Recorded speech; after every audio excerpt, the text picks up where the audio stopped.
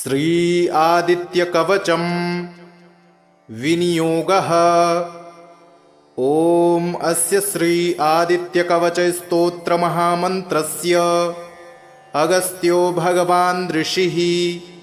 अनुष्टुप् आदित्यो देवता श्रीं बीजं ह्रीं शक्तिः सूं कीलकम् मम आदित्यप्रसादसिद्ध्यर्थे पाठे विनियोगः। जपाकुसुमसङ्काशं द्विभुजं पद्महस्तकं सिन्दूराम्बरमाल्यं च रक्तगन्धानुलेपनं माणिक्यरत्नखचित सर्वाभरणभूषितं सप्ताश्वरथवाहं तु मेरुं चैव प्रदक्षिणं देवासुरवरैर्वन्द्यं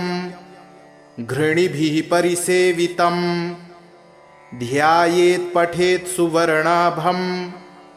सूर्यस्य कवचं मुदा घृणिः पातु शिरोदेशे सूर्यः पातु ललाटकम् आदित्यो लोचने पातु श्रुति पातु दिवाकरः घ्राणं पातु सदा भानुः मुखं पातु सदा रविः जिह्वां पातु जगन्नेत्रः कण्ठं पातु विभावसुः स्कन्धौ ग्रहपतिः पातु भुजौ पातु प्रभाकरः करावब्जकरः पातु हृदयं पातु नभोमणिः द्वादशात्मा कटिं पातु सविता पातु सक्थिनी ऊरू पातु सुरश्रेष्ठो जानुनी पातु भास्करः जङ्घे मे पातु मार्तण्डो गुल्फौ पातु त्विषाम्पतिः पादौ दिनमणिः पातु मित्रोऽखिलं वपुः आदित्यकवचं पुण्यमभेद्यं वज्रसन्निभं सर्वरोगभयादिभ्यो मुच्यते नात्र संशयः संवत्सरमुपासित्वा साम्राज्यपदवीं लभेत् अशेषरोगशान्त्यर्थं ध्यायेदादित्यमण्डलम् अनेकरत्नसंयुक्तं स्वर्णमाणिक्यभूषणं कल्पवृक्षसमाकीर्णं कदम्बकुसुमप्रियं सिन्दूरवर्णाय सुमण्डलाय सुवर्णरत्नाभरणाय तुभ्यं पद्मादिनेत्रे च सुपङ्कजाय ब्रह्मेन्द्रनारायणशङ्कराय संरक्तचूर्णं ससुवर्णतोयं सकुङ्कुमाभं सकुशं सपुष्पं प्रदत्तमादाय च हेमपात्रे प्रशस्तनादं भगवन् प्रसीद। जपाकुसुमसङ्काशं द्विभुजं पद्महस्तकं सिन्दूराम्बरमाल्यं च रक्तगन्धानुलेपनं माणिक्यरत्नखचित सर्वाभरणभूषितं सप्ताश्वरथवाहं तु मेरुं चैव प्रदक्षिणं देवासुरवरैर्वन्द्यं घृणिभिः परिसेवितं ध्यायेत् पठेत् सुवर्णाभं सूर्यस्य कवचं मुदा घृणिः पातु शिरोदेशे सूर्यः पातु ललाटकम् आदित्यो लोचने पातु श्रुति पातु दिवाकरः घ्राणं पातु सदा भानुः मुखं पातु सदा रविः जिह्वां पातु जगन्नेत्रः कण्ठं पातु विभावसुः स्कन्धौ ग्रहपतिः पातु भुजौ पातु प्रभाकरः करावब्जकरः पातु हृदयं पातु नभोमणिः द्वादशात्मा कटिं पातु सविता पातु सक्थिनी ऊरू पातु सुरश्रेष्ठो जानुनी पातु भास्करः जङ्घे मे पातु मार्तण्डो गुल्फौ पातु त्विषां पतिः पादौ दिनमणिः पातु पातु मित्रोऽखिलं वपुः आदित्यकवचं पुण्यमभेद्यं वज्रसन्निभं सर्वरोगभयादिभ्यो मुच्यते नात्र संशयः संवत्सरमुपासित्वा साम्राज्यपदवीं लभेत् अशेषरोगशान्त्यर्थं ध्यायेदादित्यमण्डलम् अनेकरत्नसंयुक्तं स्वर्णमाणिक्यभूषणं कल्पवृक्षसमाकीर्णं कदम्बकुसुमप्रियं सिन्दूरवर्णाय सुमण्डलाय सुवर्णरत्नाभरणाय तुभ्यं पद्मादिनेत्रे च सुपङ्कजाय ब्रह्मेन्द्रनारायणशङ्कराय संरक्तचूर्णं ससुवर्णतोयं सकुङ्कुमाभं सकुशं सपुष्पं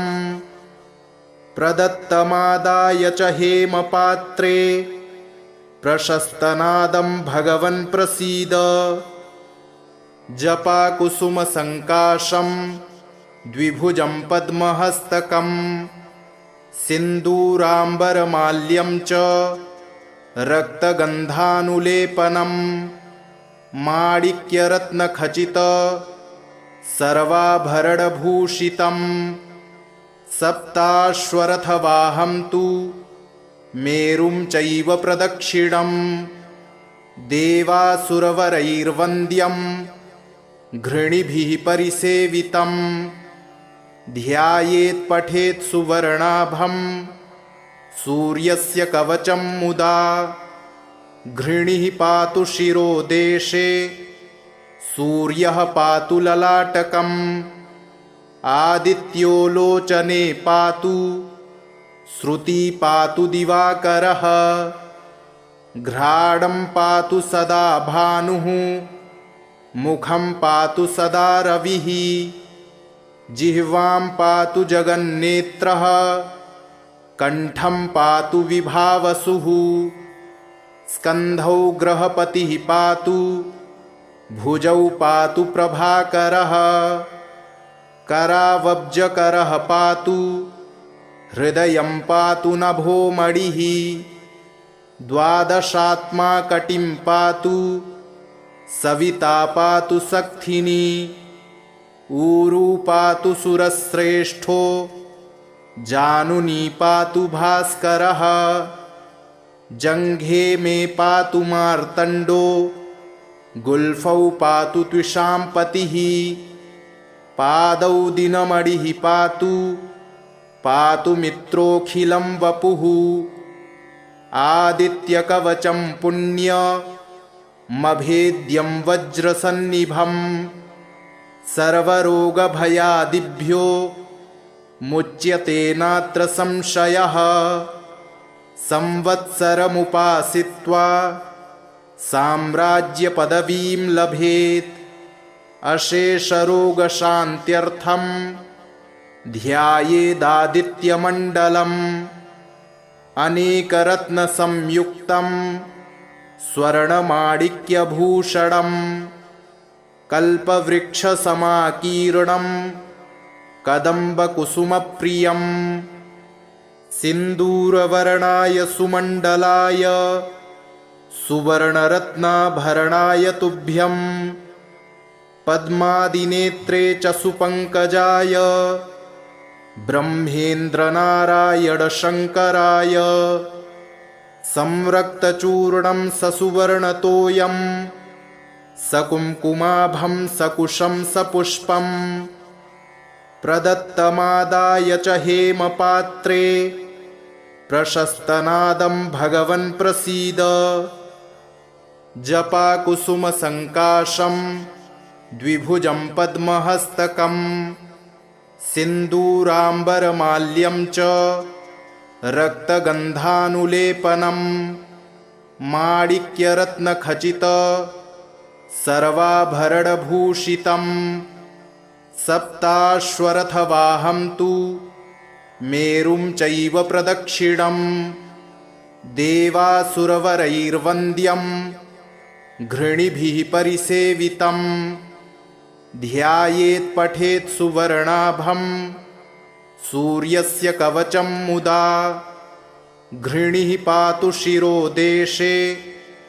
सूर्यः पातु ललाटकम् आदित्यो लोचने पातु श्रुति पातु दिवाकरः घ्राणं पातु सदा भानुः मुखं पातु सदा रविः जिह्वां पातु जगन्नेत्रः कण्ठं पातु विभावसुः स्कन्धौ ग्रहपतिः पातु भुजौ पातु प्रभाकरः करावब्जकरः पातु हृदयं पातु नभोमणिः द्वादशात्मा कटिं पातु सविता पातु सक्थिनी ऊरू पातु सुरश्रेष्ठो जानुनी पातु भास्करः जङ्घे मे पातु मार्तण्डो गुल्फौ पातु त्विषाम्पतिः पादौ दिनमणिः पातु पातु मित्रोऽखिलं वपुः आदित्यकवचं पुण्यमभेद्यं वज्रसन्निभं सर्वरोगभयादिभ्यो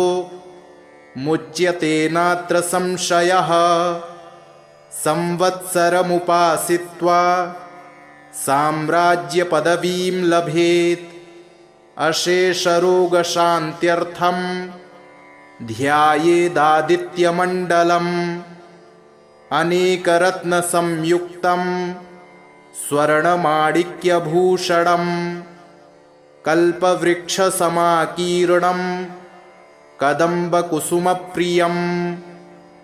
सिन्दूरवर्णाय सुमण्डलाय सुवर्णरत्नाभरणाय तुभ्यं पद्मादिनेत्रे च सुपङ्कजाय ब्रह्मेन्द्रनारायणशङ्कराय संरक्तचूर्णं ससुवर्णतोयं सकुङ्कुमाभं सकुशं सपुष्पं प्रदत्तमादाय च हेमपात्रे प्रशस्तनादं भगवन् प्रसीद। जपाकुसुमसङ्काशं द्विभुजं पद्महस्तकं सिन्दूराम्बरमाल्यं च रक्तगन्धानुलेपनं माणिक्यरत्नखचित सर्वाभरणभूषितं सप्ताश्वरथवाहं तु मेरुं चैव प्रदक्षिणं देवासुरवरैर्वन्द्यं घृणिभिः परिसेवितं ध्यायेत् पठेत् सुवर्णाभं सूर्यस्य कवचं मुदा घृणिः पातु शिरोदेशे सूर्यः पातु ललाटकम् आदित्यो लोचने पातु श्रुति पातु दिवाकरः घ्राणं पातु सदा भानुः मुखं पातु सदा रविः जिह्वां पातु जगन्नेत्रः कण्ठं पातु विभावसुः स्कन्धौ ग्रहपतिः पातु भुजौ पातु प्रभाकरः करावब्जकरः पातु हृदयं पातु नभोमणिः द्वादशात्मा कटिं पातु सविता पातु सक्थिनी ऊरू पातु सुरश्रेष्ठो जानुनी पातु भास्करः जङ्घे मे पातु मार्तण्डो गुल्फौ पातु त्विषां पतिः पादौ दिनमणिः पातु पातु मित्रोऽखिलं वपुः आदित्यकवचं पुण्यमभेद्यं वज्रसन्निभं सर्वरोगभयादिभ्यो मुच्यते नात्र संशयः संवत्सरमुपासित्वा साम्राज्यपदवीं लभेत् अशेषरोगशान्त्यर्थं ध्यायेदादित्यमण्डलम् अनेकरत्नसंयुक्तं स्वर्णमाणिक्यभूषणं कल्पवृक्षसमाकीर्णं कदम्बकुसुमप्रियं सिन्दूरवर्णाय सुमण्डलाय सुवर्णरत्नाभरणाय तुभ्यं पद्मादिनेत्रे च सुपङ्कजाय ब्रह्मेन्द्रनारायणशङ्कराय संरक्तचूर्णं ससुवर्णतोयं सकुङ्कुमाभं सकुशं सपुष्पं प्रदत्तमादाय च हेमपात्रे प्रशस्तनादं भगवन् प्रसीद जपाकुसुमसङ्काशं द्विभुजं पद्महस्तकं सिन्दूराम्बरमाल्यं च रक्तगन्धानुलेपनं माणिक्यरत्नखचित सर्वाभरणभूषितं सप्ताश्वरथवाहं तु मेरुं चैव प्रदक्षिणं देवासुरवरैर्वन्द्यं घृणिभिः परिसेवितं ध्यायेत् पठेत् सुवर्णाभं सूर्यस्य कवचं मुदा घृणिः पातु शिरोदेशे सूर्यः पातु ललाटकम् आदित्यो लोचने पातु श्रुति पातु दिवाकरः घ्राणं पातु सदा भानुः मुखं पातु सदा रविः जिह्वां पातु जगन्नेत्रः कण्ठं पातु विभावसुः स्कन्धौ ग्रहपतिः पातु भुजौ पातु प्रभाकरः करावब्जकरः पातु हृदयं पातु नभोमणिः द्वादशात्मा कटिं पातु सविता पातु सक्थिनी ऊरू पातु सुरश्रेष्ठो जानुनी पातु भास्करः जङ्घे मे पातु मार्तण्डो गुल्फौ पातु त्विषां पतिः पादौ दिनमणिः पातु पातु मित्रोऽखिलं वपुः आदित्यकवचं पुण्यमभेद्यं वज्रसन्निभं सर्वरोगभयादिभ्यो मुच्यते नात्र संशयः संवत्सरमुपासित्वा साम्राज्यपदवीं लभेत् अशेषरोगशान्त्यर्थं ध्यायेदादित्यमण्डलम् अनेकरत्नसंयुक्तं स्वर्णमाणिक्यभूषणं कल्पवृक्षसमाकीर्णं कदम्बकुसुमप्रियं सिन्दूरवर्णाय सुमण्डलाय सुवर्णरत्नाभरणाय तुभ्यं पद्मादिनेत्रे च सुपङ्कजाय ब्रह्मेन्द्रनारायणशङ्कराय संरक्तचूर्णं ससुवर्णतोयं सकुङ्कुमाभं सकुशं सपुष्पं प्रदत्तमादाय च हेमपात्रे प्रशस्तनादं भगवन् प्रसीद जपाकुसुमसङ्काशं द्विभुजं पद्महस्तकं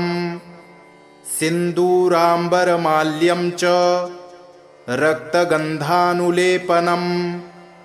माणिक्यरत्नखचित सर्वाभरणभूषितं सप्ताश्वरथवाहं तु मेरुं चैव प्रदक्षिणं देवासुरवरैर्वन्द्यं घृणिभिः परिसेवितं ध्यायेत् पठेत् सुवर्णाभं सूर्यस्य कवचं मुदा घृणिः पातु शिरोदेशे सूर्यः पातु ललाटकम् आदित्यो लोचने पातु श्रुति पातु दिवाकरः घ्राणं पातु सदा भानुः मुखं पातु सदा रविः जिह्वां पातु जगन्नेत्रः कण्ठं पातु विभावसुः स्कन्धौ ग्रहपतिः पातु भुजौ पातु प्रभाकरः करावब्जकरः पातु हृदयं पातु नभोमणिः द्वादशात्मा कटिं पातु सविता पातु सक्थिनी ऊरू पातु सुरश्रेष्ठो जानुनी पातु भास्करः जङ्घे मे पातु मार्तण्डो गुल्फौ पातु त्विषां पतिः पादौ दिनमणिः पातु पातु मित्रोऽखिलं वपुः आदित्यकवचं पुण्यमभेद्यं वज्रसन्निभं सर्वरोगभयादिभ्यो मुच्यते नात्र संशयः संवत्सरमुपासित्वा साम्राज्यपदवीं लभेत् अशेषरोगशान्त्यर्थं ध्यायेदादित्यमण्डलम् अनेकरत्नसंयुक्तं स्वर्णमाणिक्यभूषणं कल्पवृक्षसमाकीर्णं कदम्बकुसुमप्रियं सिन्दूरवर्णाय सुमण्डलाय सुवर्णरत्नाभरणाय तुभ्यं पद्मादिनेत्रे च सुपङ्कजाय ब्रह्मेन्द्रनारायणशङ्कराय संरक्तचूर्णं ससुवर्णतोयं सकुङ्कुमाभं सकुशं सपुष्पं प्रदत्तमादाय च हेमपात्रे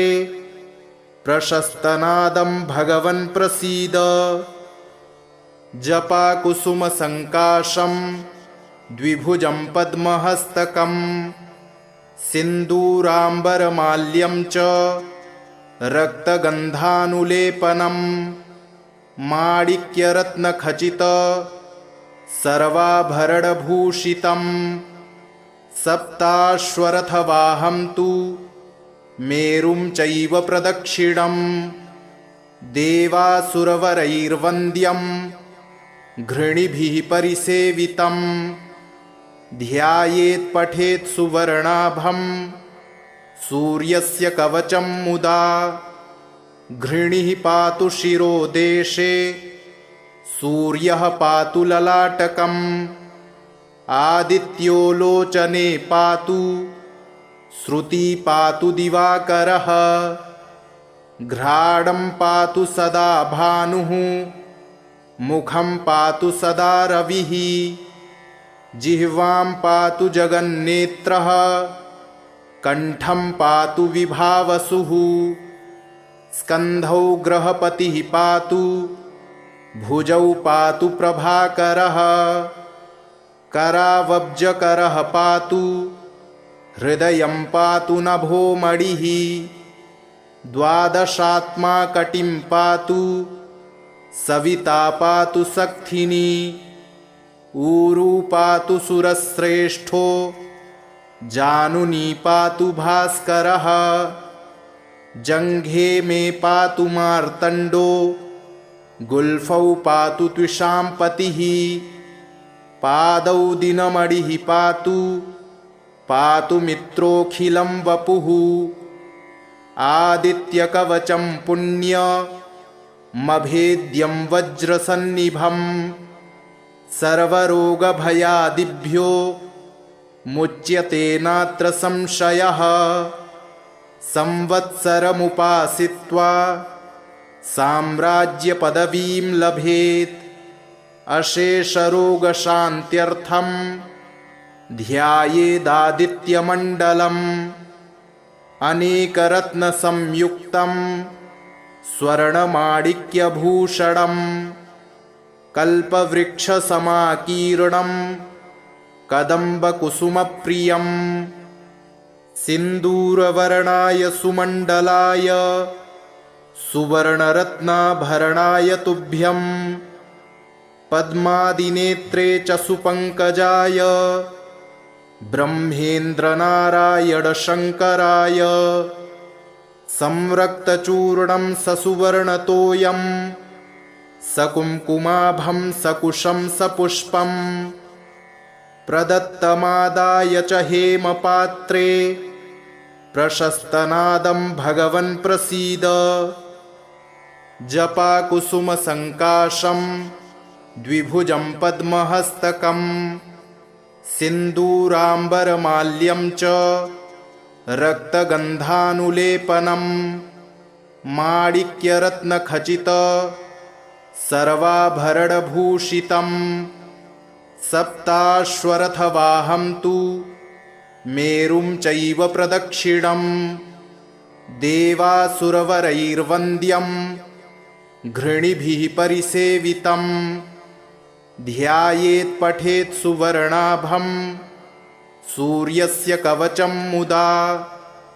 घृणिः पातु शिरोदेशे सूर्यः पातु ललाटकम् आदित्यो लोचने पातु श्रुति पातु दिवाकरः घ्राणं पातु सदा भानुः मुखं पातु सदा रविः जिह्वां पातु जगन्नेत्रः कण्ठं पातु विभावसुः स्कन्धौ ग्रहपतिः पातु भुजौ पातु प्रभाकरः करावब्जकरः पातु हृदयं पातु नभोमणिः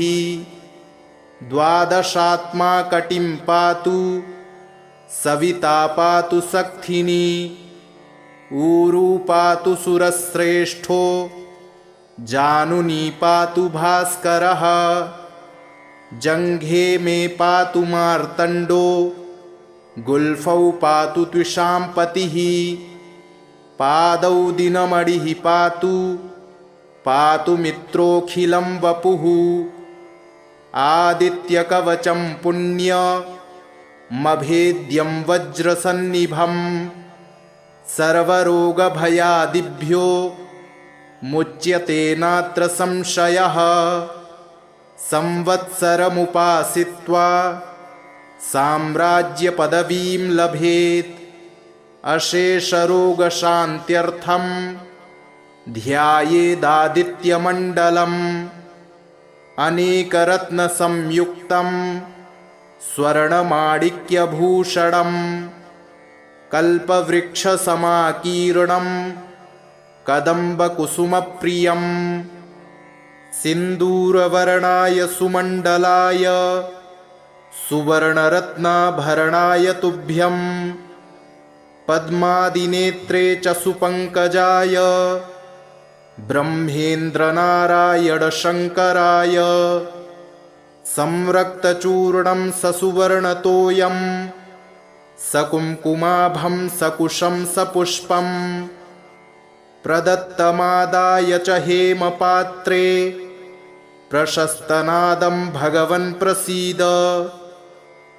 जपाकुसुमसङ्काशं द्विभुजं पद्महस्तकं सिन्दूराम्बरमाल्यं च रक्तगन्धानुलेपनं माणिक्यरत्नखचित सर्वाभरणभूषितं सप्ताश्वरथवाहं तु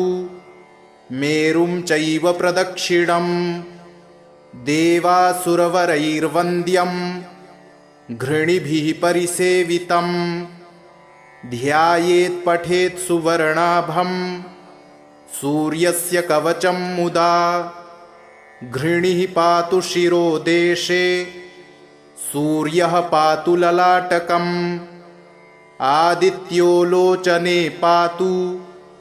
श्रुति पातु दिवाकरः घ्राणं पातु सदा भानुः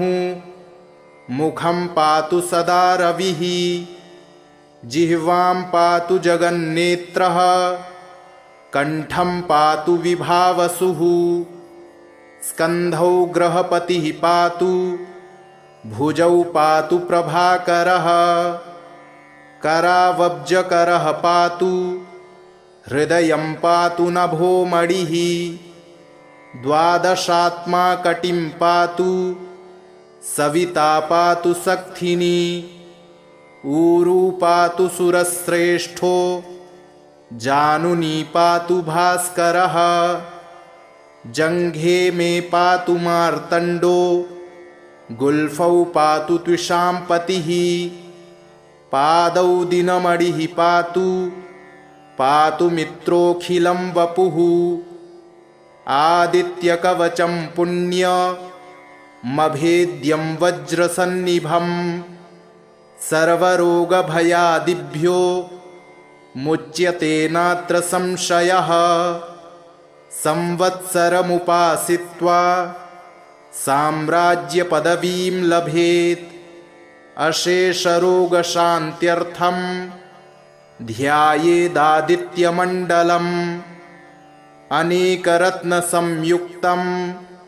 स्वर्णमाणिक्यभूषणं कल्पवृक्षसमाकीर्णं कदम्बकुसुमप्रियं सिन्दूरवर्णाय सुमण्डलाय सुवर्णरत्नाभरणाय तुभ्यं पद्मादिनेत्रे च सुपङ्कजाय ब्रह्मेन्द्रनारायणशङ्कराय संरक्तचूर्णं ससुवर्णतोयं सकुङ्कुमाभं सकुशं सपुष्पं प्रदत्तमादाय च हेमपात्रे प्रशस्तनादं भगवन् प्रसीद जपाकुसुमसङ्काशं द्विभुजं पद्महस्तकं सिन्दूराम्बरमाल्यं च रक्तगन्धानुलेपनं माणिक्यरत्नखचित सर्वाभरणभूषितं सप्ताश्वरथवाहं तु मेरुं चैव प्रदक्षिणं देवासुरवरैर्वन्द्यं घृणिभिः परिसेवितं ध्यायेत् पठेत् सुवर्णाभं सूर्यस्य कवचं मुदा घृणिः पातु शिरोदेशे सूर्यः पातु ललाटकम्